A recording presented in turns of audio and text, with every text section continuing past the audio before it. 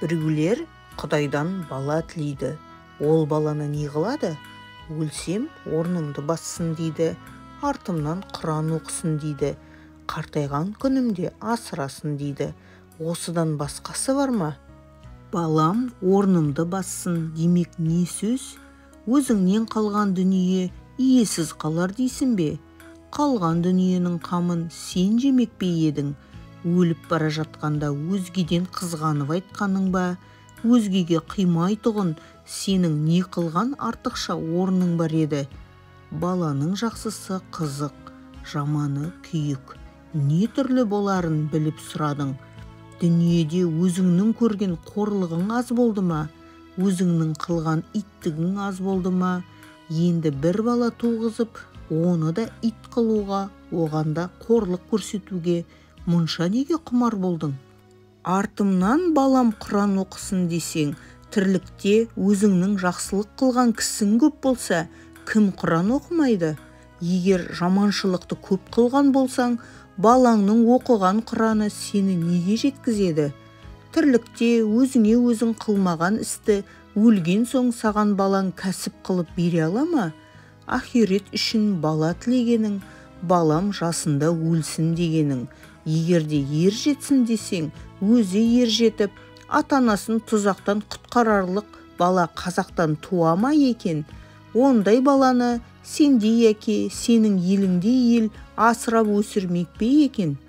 Қартайғанда асырасын десең, о да бір бос сөз. Әуелі өзің қаруың қайтарлық қартаюға жетемісің жоқ па? Екінші, балаң мейірімді болып, асырарлық болып туа ма жоқ па? Үшінші, малың болса, кім асырамайды? Малың жоқ болса, қай асырау толымды болады? Балаңның мал табарлық болары, мал шашарлық болары, ол да екі талай. Хош, Құдай тағала бала берді, оны өзің жақсы асырай білесің бе? Білмейсің.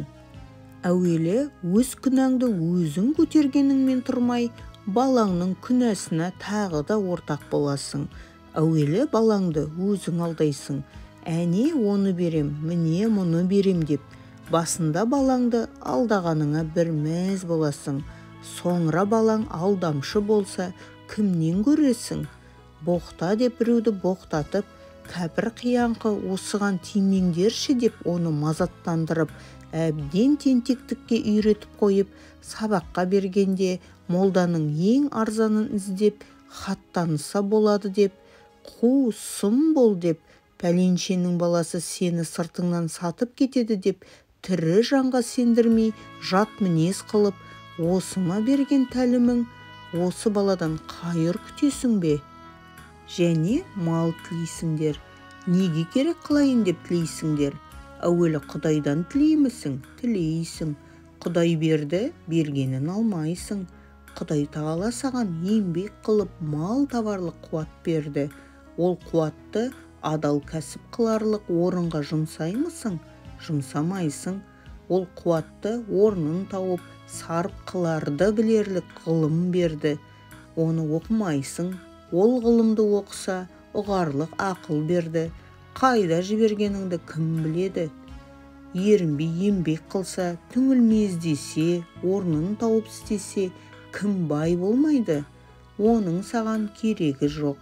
Сенікі біреуден қорқытып алсаң, біреуден жалынып алсаң, біреуден алдап алсаң болғаны, іздегенің сол. Бұл Құдайдан тілеген емес. Бұл абыройын, арын сатып адам жаулағандық, тіленшілік. Хош, сөйтіп жүріп-ақ мал таптың, байыдың. Сол малды сарып қылып, ғылым табу керек. Өзің таба алмасаң, балаң тапсын. Ғылымсыз ахиретте жоқ, дүниеде жоқ. Ғылымсыз оқыған намаз, тұтқан ораза, қылған хаж, ешбір ғибадат орнына бармайды. Ешбір қазақ көрмедім, малды иттікпен тапса да, адамшылықпен жұмсаған.